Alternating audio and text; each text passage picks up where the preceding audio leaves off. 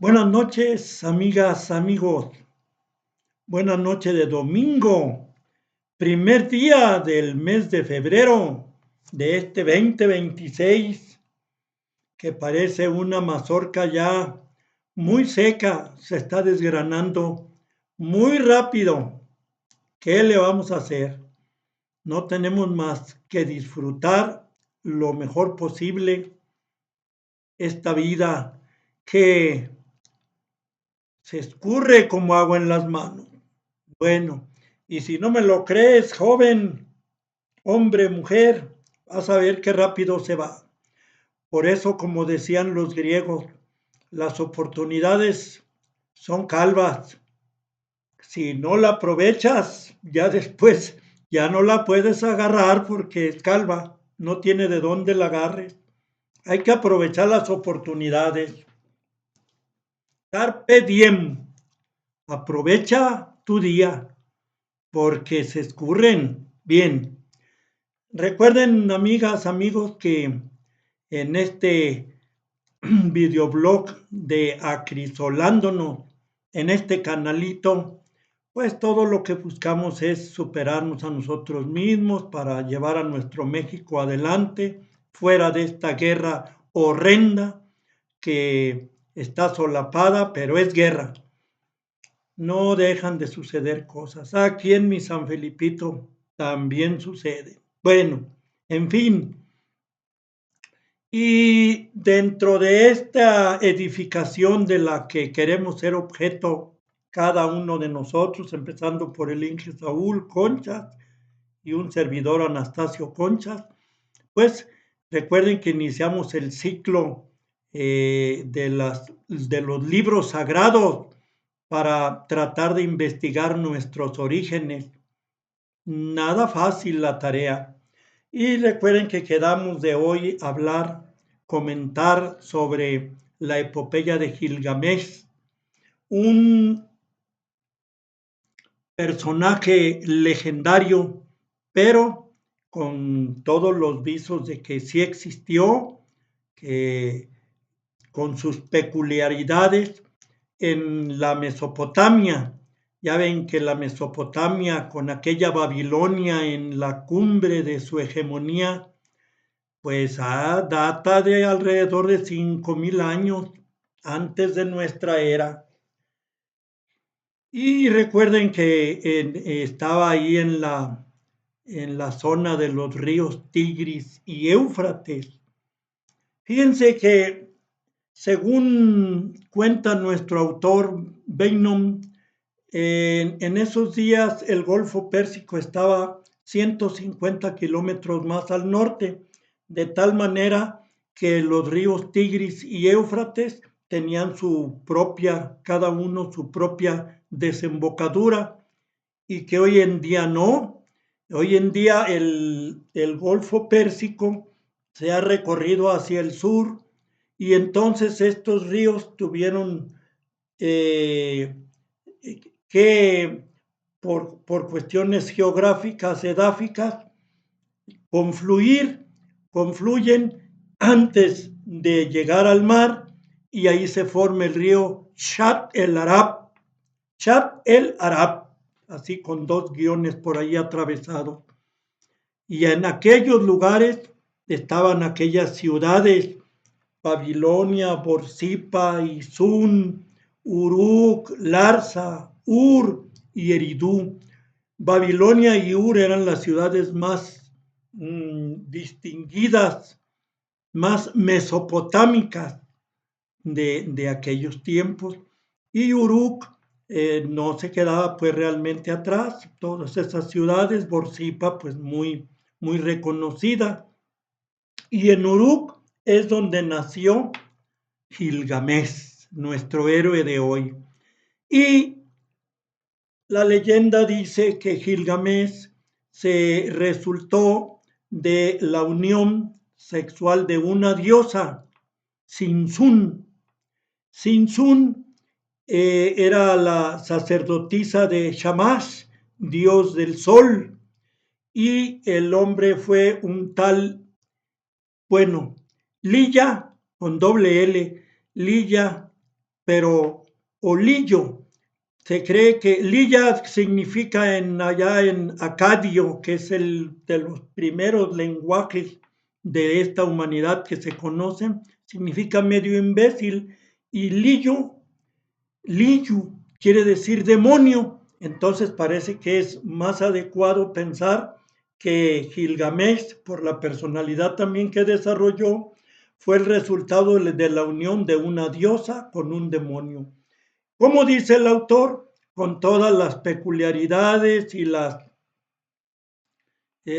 los esoterismos que esto pueda contraer. En fin, entonces él era, por ser hijo de una diosa, 2/3 de celeste, de divino, y 1/3 de humano. Y por esa categoría, por esa calidad, él era una persona más preparada, más conocedora del fondo de las cosas, más sabia, y por eso fue rey en Uruk. Pero fue un rey un tanto totalitario, como no faltan por en estos tiempos aquí en este mundo. Oprimía a su pueblo de tal manera que algunos personajes de su pueblo pidieron a los dioses que les quitaran ese rey que los estaba oprimiendo, que los trataba muy mal, los veía muy chiquitos porque él sabía que tenía mucho de divino, más de divino que de hombre. Y entonces los dioses se los concedieron.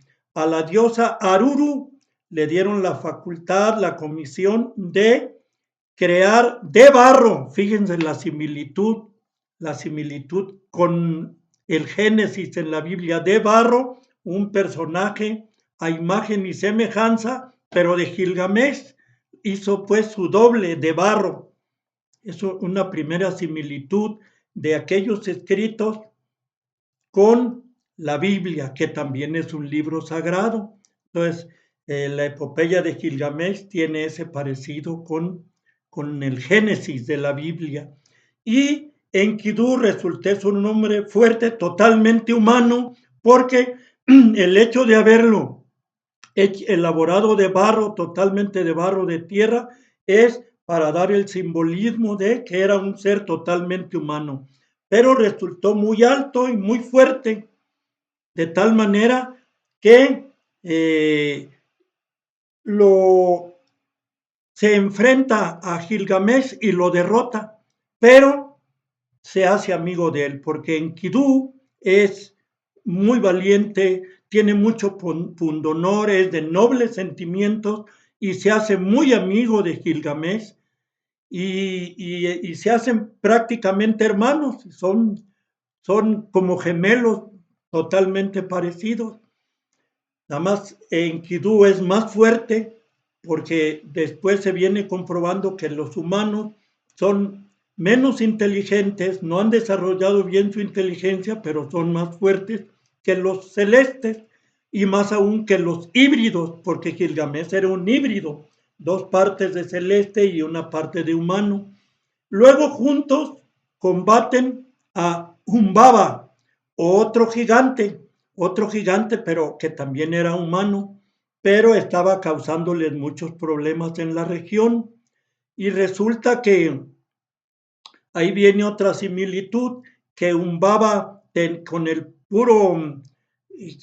puro rugido mataba cientos de soldados del grupo de Gilgamesh, y se deduce que eran armas automáticas de las que se conocen hoy en día, pero que habían sido proporcionadas por los celestes, que sí tenían esa capacidad de crear esas armas.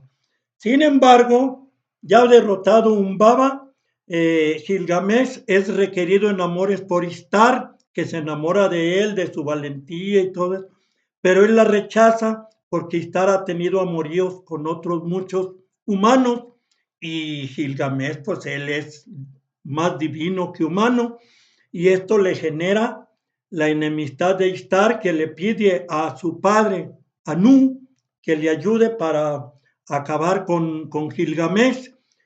Le apoya el papá pidiéndole a Ishtar, diosa de la fertilidad, que le dé 7 años de vacas gordas de fertilidad, otro parecido con los pasajes bíblicos, porque ya van 7 años de vacas flacas, a lo cual accede Ishtar y entonces envían un toro celeste que con sus puros rugidos mata cientos de soldados. Esos rugidos también se deduce que son armas, que son disparos. Total, luego pero no muere Gilgamesh ahí. Bueno, luego el que sí muere es Enkidu, muere enfermo. Y a Gilgamesh le pega mucho a ver muerto a su gran amigo. Y luego entonces cae en la cuenta que él también es mortal, lo cual supuestamente no son los celestes. Los celestes no son inmortales, pero los híbridos sí. Han perdido esa condición, han venido degenerando por ser híbridos. Los que saben de las hibridaciones se dan cuenta que los híbridos tienden más rápido a la degeneración que las razas puras, que pueden ser menos productivas, en este caso menos inteligentes, pero son más resistentes, tienen más fortaleza.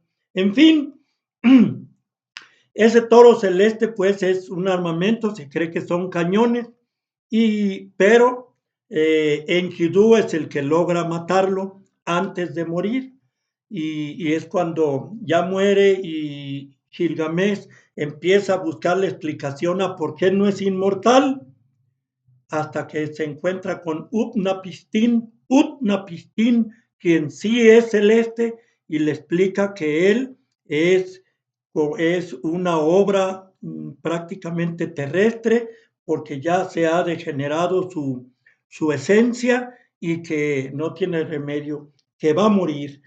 Una última, Utnapishtim le platica que él sobrevivió al diluvio y que en un barco, y que, fíjense, esta historia es en Babilonia, en la zona de Babilonia, no es en la zona de Medio Oriente. Y dice que se salvó en una barca y que por medio de una paloma y un cuervo los enviaba para ver si ya había un lugar donde desembarcar.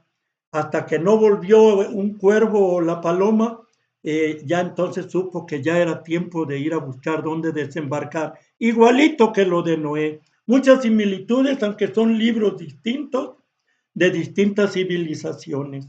Finalmente, Gilgamesh muere víctima de su propia degeneración como un ser híbrido que era. Pero esa es su historia, que realmente, en conclusión, no nos aporta gran cosa sobre nuestra búsqueda de los orígenes de esta humanidad, pero que un poquito nos remonta, bueno, más bien en buena medida nos remonta a aquellos tiempos iniciales de esta presente humanidad, de una entre las muchas humanidades que ha habido. Bien, investiguen para mañana o en la próxima. Tenemos programado ver sobre el libro de los muertos, a ver qué nos aporta sobre la investigación de nuestros orígenes. Muchas gracias por su atención, amigas, amigos, y hasta la próxima.